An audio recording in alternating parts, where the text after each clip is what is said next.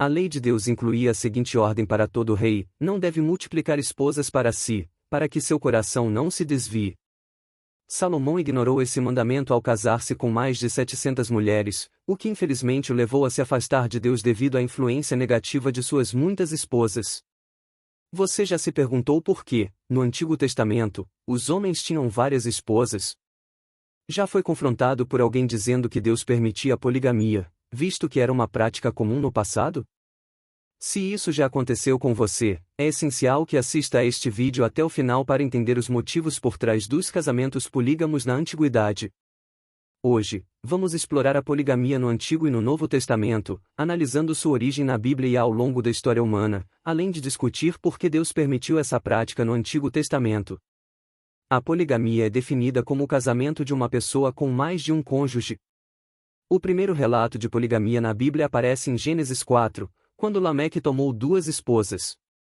Lameque, da 5ª geração de Caim, pode ter introduzido a poligamia na história bíblica, cerca de 400 anos após Caim, sugerindo que, até então, o casamento era presumivelmente monogâmico, conforme o padrão estabelecido por Deus desde Adão no Jardim do Éden. Na época em que Noé teve seus 3 filhos, Sem, Cã e Jafé, como mencionado em Gênesis 5, a terra já estava densamente povoada, e diversas formas de imoralidade sexual, como a promiscuidade e a fornicação, já eram observadas, além do afastamento de Deus. Assim, é razoável inferir que a prática da poligamia começou a se consolidar durante o tempo dos filhos de Noé. Após o dilúvio, a poligamia ressurgiu entre os descendentes de Noé, possivelmente praticada pelos descendentes de Cã, pai dos cananeus, que habitavam Canaã e eram conhecidos por seus cultos pagãos e imoralidades. A prática da poligamia continuou em algumas nações e persistiu até os tempos de Abraão, dos reis de Israel e além. O patriarca Abraão, uma figura significativa na história bíblica, praticou a poligamia, como evidenciado em Gênesis 16 e 25. Seus netos, Esaú e Jacó, também seguiram essa prática, conforme registrado em Gênesis 28. Durante a era dos juízes, Gideão, uma figura proeminente, era polígamo, conforme Juízes 8. O pai do profeta Samuel, Eucana, também tinha 2 esposas, Ana e Penina, conforme narrado em 1 Samuel 1. Na época da monarquia, a poligamia caracterizou muitos reis, com Davi e Salomão sendo os exemplos mais notáveis. Davi teve várias esposas e concubinas, enquanto Salomão teve 700 esposas e 300 concubinas. É importante destacar que a lei mosaica não proibia a poligamia, mas a regulamentava. Em Êxodo 21h10, por exemplo, há uma instrução de que, se um homem tomasse uma segunda esposa, não deveria privar a primeira de alimento, roupas e direitos conjugais. Esta regulamentação visava proteger os direitos e a dignidade das esposas e seus filhos, ao mesmo tempo que desencorajava a formação de haréns. Além disso, na lei, a poligamia não era considerada uma violação do mandamento contra o adultério, que era entendido como o ato de tomar a esposa de outro homem, e não como ter mais de uma esposa legítima. Deus, na legislação antiga, tolerou a poligamia até certo ponto, possivelmente por razões que podem ser exploradas ao considerar o contexto da época. De modo geral, a prática da poligamia era motivada por diversas razões. Reis frequentemente adotavam a poligamia para estabelecer alianças políticas, como no caso do casamento de Salomão com a filha do faraó e do rei Acabe com Jezabel.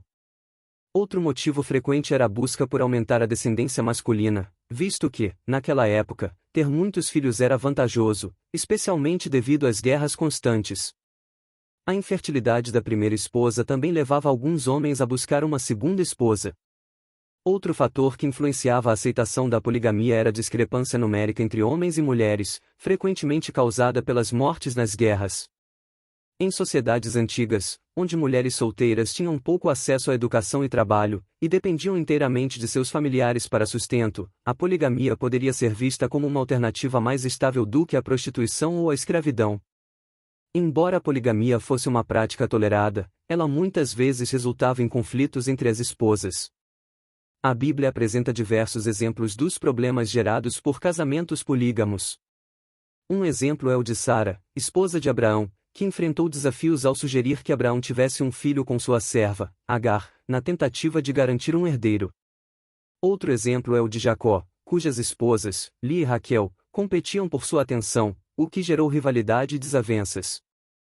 Mesmo sendo uma prática comum, a poligamia nunca foi uma ordem de Deus nem o seu ideal para o casamento, mas sim uma escolha influenciada pelos costumes e pela cultura da época.